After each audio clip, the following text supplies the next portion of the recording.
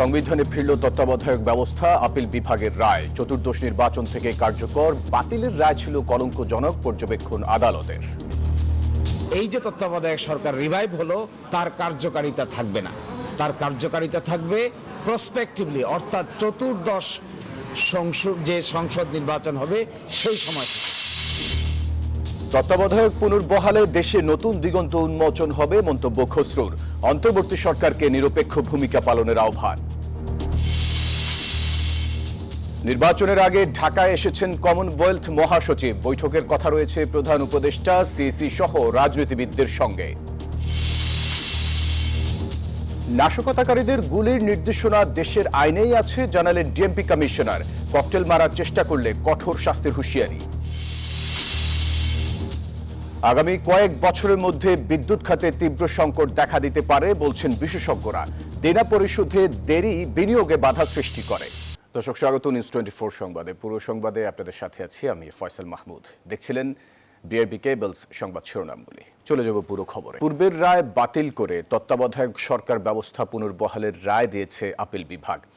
তবে চতুর্দশ জাতীয় সংসদ নির্বাচন থেকে তত্ত্বাবধায়ক সরকার ব্যবস্থা কার্যকর হবে।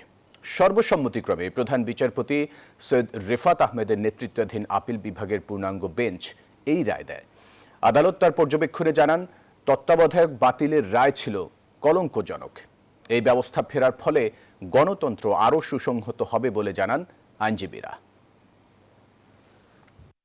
14 বছর আগে 2011 সালের 10 মে শেখ হাসিনা সরকারের প্ররোচনায় কলমের এক খোঁচায় তত্ত্বাবধায়ক সরকার ব্যবস্থা বাতিল করে দেন সাবেক প্রধান বিচারপতি এবিএম খায়রুল হক। অবসরে গিয়ে লিখেন পূর্ণাঙ্গ রায়। এরপরই দেশে শুরু হয় রাজনৈতিক সংকট। এরপর পর্যায়ক্রমে 3টি নির্বাচন হলেও তা হয় প্রশ্নবিদ্ধ। একতরফাভাবে জিতে যায় আওয়ামী লীগ। 5 আগস্ট পট পরিবর্তন ও শেখ হাসিনা সরকারের পতনের পর তত্ত্বাবধায়ক সরকার ফেরাতে আবারও শুরু হয় আইনি লড়াই। তত্ত্বাবধায়ক সরকার ব্যবস্থা ফেরাতে আপিল করেন সুজন সম্পাদক বদিউল আলম মজুমদার সহ 5 বিশিষ্ট নাগরিক। আপিলে যুক্ত হয় বিএনপি ও জামায়াত। বৃহস্পতিবার সংবিধানে নির্দলীয় তত্ত্বাবধায়ক সরকার ব্যবস্থা ফিরিয়ে দিয়ে রায় দেন আপিল বিভাগ। আজ থেকে বাংলাদেশের মানুষ আগামী দিনে নিজের ভোট নিজে দিতে পারবেন। দিনের ভোট রাতে হবে না, মৃত মানুষ এসে ভোট দিয়ে যাবেন না।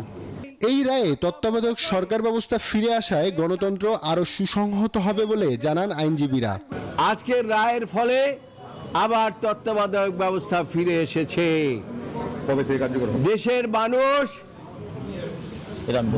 মানুষ এতদিন যে ভোট দিতে পারে নাই, তারা এখন ভোট দিতে পারবে। ডেমোক্রেসি বাংলাদেশে এস্টাবলিশ হোক, বাংলাদেশিক সিস্টেমটা, কনস্টিটিউশনালিটিটা আস্তে আস্তে গভীর ভিত্তির উপর দাঁড়াক। মাঝখানে অনেক মিসহ্যাপ হয়েছে, অনেক অসুবিধা হয়েছে, শেষ পর্যন্ত এখানে আমরা আসলাম ফিরে। আপিল বিভাগের রায়ে সন্তুষ্টি প্রকাশ করে বদিউল আলম মজুমদার বলেন, নিরপেক্ষ নির্বাচন আয়োজনের জন্য তত্ত্বাবধায়ক সরকারের বিকল্প নেই। এই রায় গণতন্ত্রের প্রতি মানুষের বিশ্বাস পুনরুদ্ধার করবে। এখন তত্ত্বাবধায়ক সরকার গঠন করার কোনো সুযোগ নেই।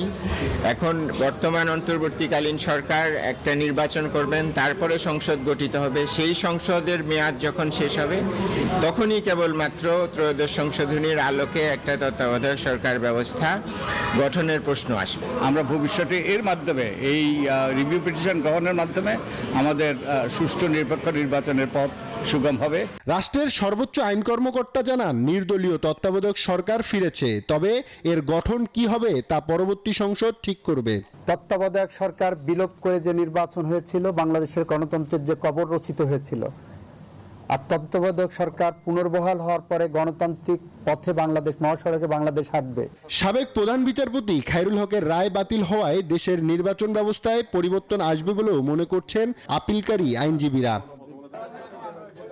আব্দুল্লাহ মামুন, নিউজ 24, ঢাকা। তত্ত্বাবধায়ক সরকার পুনর্বহালের রায় দেশে নতুন দিগন্ত উন্মোচন করবে বলে মন্তব্য করেছেন বিএনপি স্থায়ী কমিটির সদস্য আমির খসরু মাহমুদ চৌধুরী। তিনি বলেন, এই রায় বিএনপির দীর্ঘদিনের আন্দোলনের সফলতা।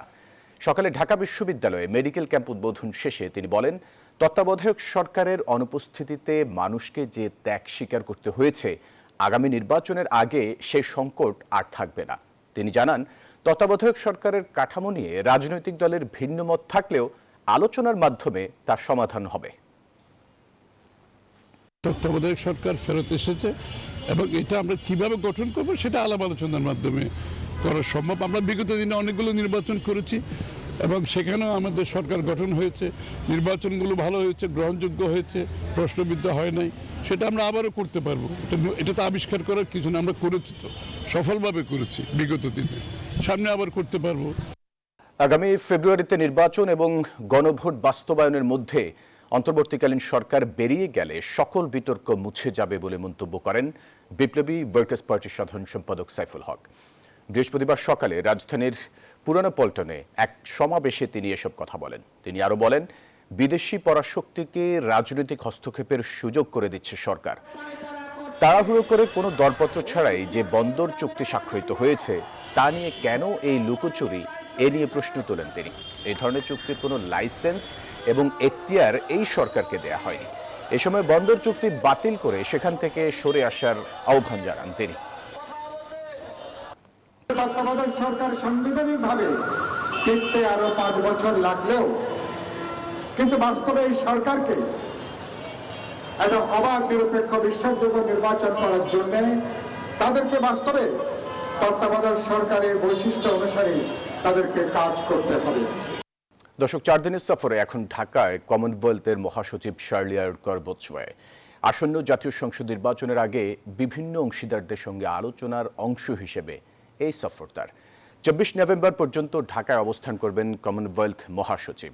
শার্লি তার সফরে বাংলাদেশের অন্তর্বর্তী সরকারের প্রধান উপদেষ্টা অধ্যাপক মোহাম্মদ ইউনূসের সঙ্গে বৈঠক করার কথা রয়েছে। এছাড়া তিনি রাজনৈতিক দলের নেতা, প্রধান নির্বাচন কমিশনার এবং বিভিন্ন দেশের হাই কমিশনার সহ অন্য প্রতিনিধিদের সঙ্গে বৈঠক করবেন।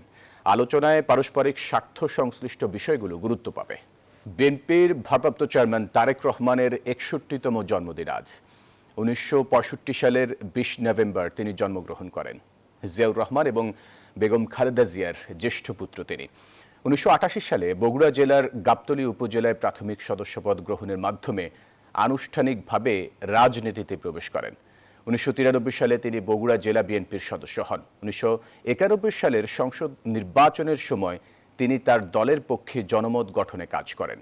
জন্মদিন উপলক্ষে কেক কাটা, পোস্টার, ব্যানার লাগানো ও আলোচনা সভা সহ কোনো ধরনের আড়ম্বরপূর্ণ অনুষ্ঠান বা উৎসব পালন না করতে ঢাকা সহ দেশব্যাপী বিএনপির সকল ইউনিটের নেতাকর্মীদেরকে দলটির পক্ষ থেকে নির্দেশনা দেওয়া হয়েছে।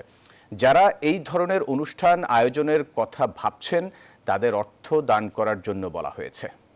বৃহত্তর ইসলামী ঐক্যের ডাক দিল জাতীয় উলামা কাউন্সিল বাংলাদেশ। বৃহস্পতিবার সংগঠনটির আত্মপ্রকাশ অনুষ্ঠানে এই আহ্বান জানান সংগঠনটির নেতাকর্মীরা। এদিন রাজধানীর রমনায় ইঞ্জিনিয়ার্স ইনস্টিটিউটে এক সম্মেলনে আত্মপ্রকাশ করে সংগঠনটি। এ উপলক্ষে আয়োজন করা হয় জাতীয় উলামা সম্মেলন 2025। সম্মেলনের সভাপতিত্ব করছেন সংগঠনটির সভাপতি মাওলানা মাহফুজুল হক। প্রধান অতিথি হিসেবে উপস্থিত আছেন আমিরে হেফাজত মাওলানা শাহ মুহিবুল্লাহ বাবুনগরী, বিশেষ অতিথি মাওলানা মোহাম্মদ মামুনুল হক, মাওলানা আব্দুল হামিদ সহ আরও অনেকে।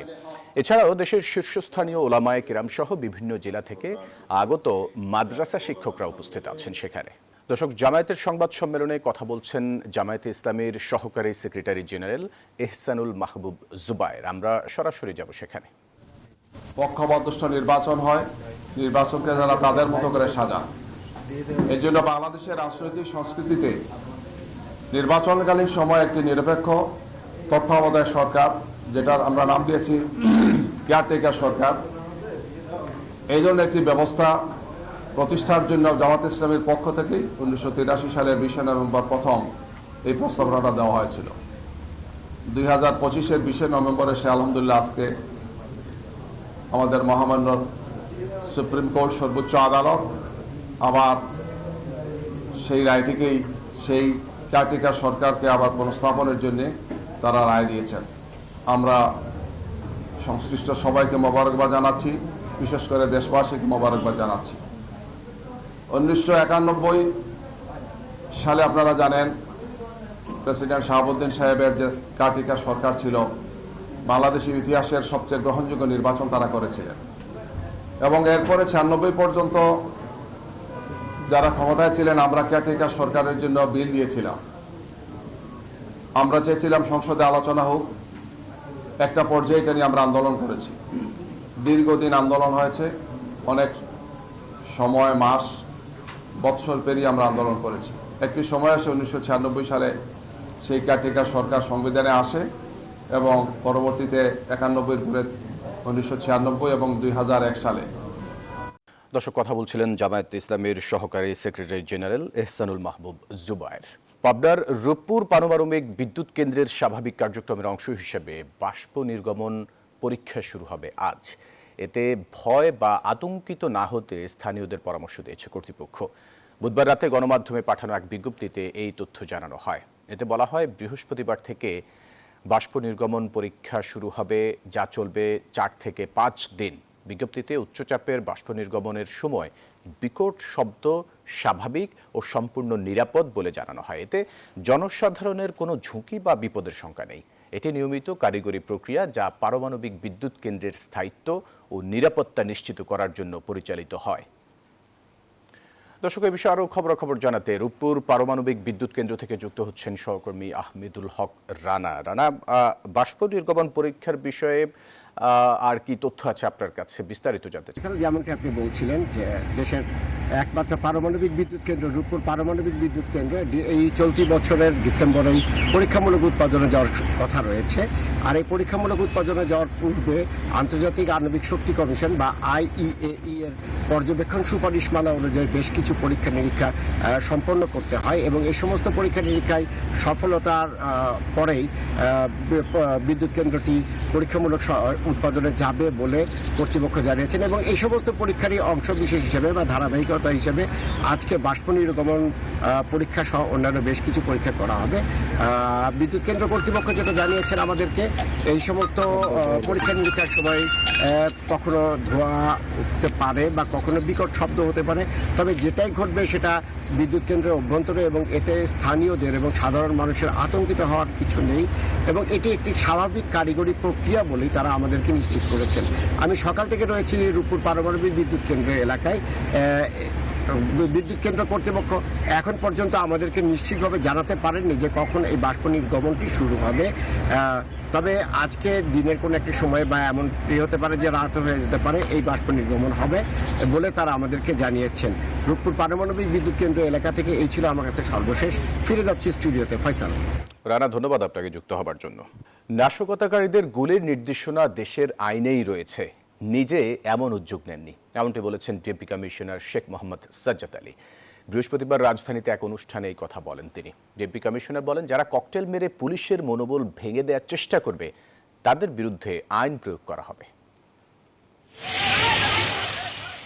সম্প্রতি দেশের বিভিন্ন জায়গায় ককটেল বিস্ফোরণ, গাড়িতে অগ্নিসংযোগ সহ নানান নাশকতার ঘটনা ঘটেছে। ক্ষতিগ্রস্ত হচ্ছে পুলিশ সহ সাধারণ মানুষ।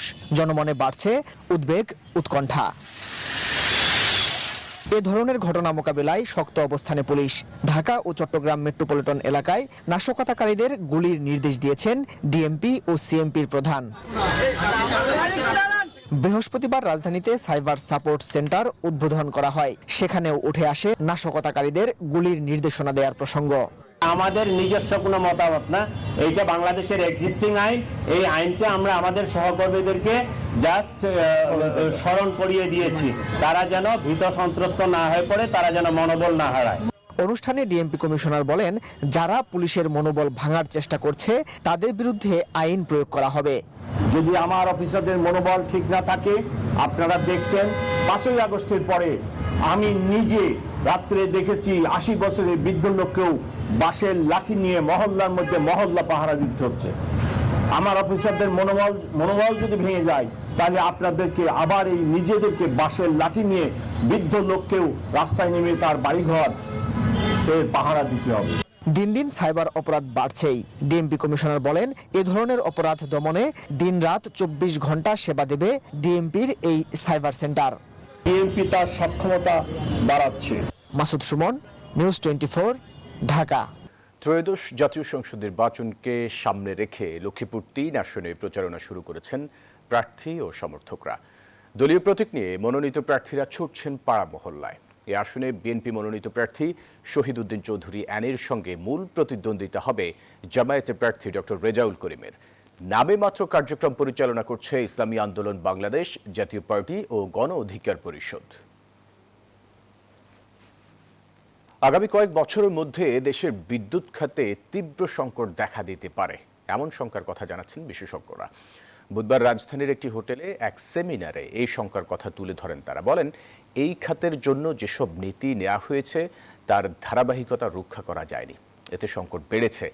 বিদ্যুতের দেনা পরিশোধে দেরি হওয়া বিনিয়োগের জন্য বড় বাধা বলে মন্তব্য করেন তারা। দেশে বিদ্যুৎ উৎপাদন সক্ষমতা 29,000 মেগাওয়াট ছাড়িয়েছে। এর বিপরীতে সর্বোচ্চ চাহিদা প্রায় 18,000 মেগাওয়াট।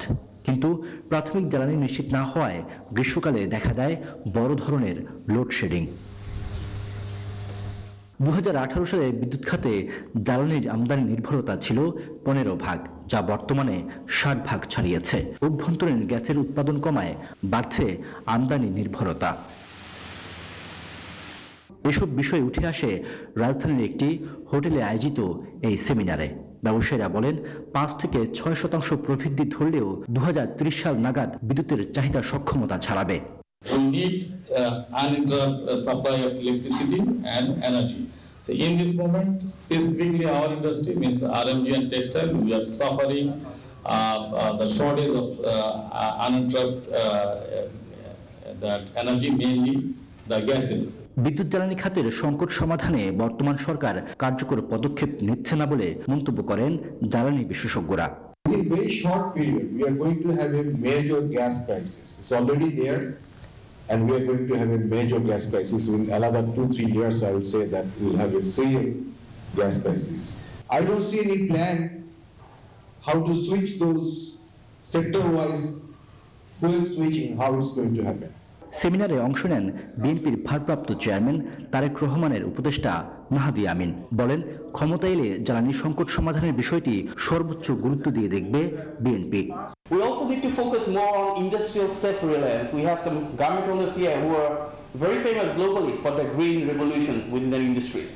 রিয়াদ সুমন, নিউজ 24, ঢাকা। টানা 2 দফা কমার পর দেশের বাজারে স্বর্ণের দাম ফের বাড়ানোর সিদ্ধান্ত নিয়েছে বাংলাদেশ জুয়েলার্স অ্যাসোসিয়েশন বাজুস। এবার ভরিতে 2,612 টাকা বাড়িয়ে 22 ক্যারেটের 1 ভরি স্বর্ণের দাম 2,09,520 টাকা নির্ধারণ করেছে সংগঠনটি। বুধবার রাতে এক বিজ্ঞপ্তিতে এই তথ্য জানিয়েছে বাজুস। আজ থেকেই নতুন এই দাম কার্যকর হবে।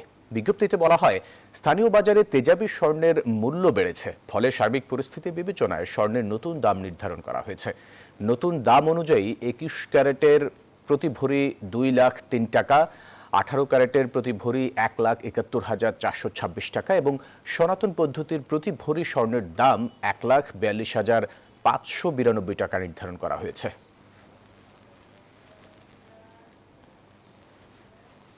বিধানসভা নির্বাচনে এনডিএ এর নিরঙ্কুশ জয়ের পর আজ গঠিত হচ্ছে নতুন সরকার। এর মধ্যে দশমবারের মতো রাজ্যের মুখ্যমন্ত্রী হিসেবে শপথ নিয়েছেন নীতিশ কুমার। ওই শপথে উপস্থিত ছিলেন প্রধানমন্ত্রী নরেন্দ্র মোদী, কেন্দ্রীয় স্বরাষ্ট্রমন্ত্রী অমিত শাহ সহ শীর্ষস্থানীয় নেতারা। নীতিশ কুমারের সঙ্গে আরও প্রায় 20 জন মন্ত্রী শপথ নেন। উপমুখ্যমন্ত্রী পদে শপথ নেবেন সম্রাট চৌধুরী ও বিজয় সিনহা। পাশাপাশি স্পিকার পদ নিয়ে জেডির সঙ্গে বিজেপির ব্যাপক দর কষাকষি চলছে। গেল সপ্তাহে অনুষ্ঠিত নির্বাচনে জাতীয় গণতান্ত্রিক জোট এনডিএ 243টি আসনের মধ্যে 202টি আসন পেয়ে বিপুল সংখ্যাগরিষ্ঠতা নিয়ে ক্ষমতায় ফেরে। দর্শক, এই ছিল নিউজ 24 সংবাদের সাথে থাকায় ধন্যবাদ সবাইকে।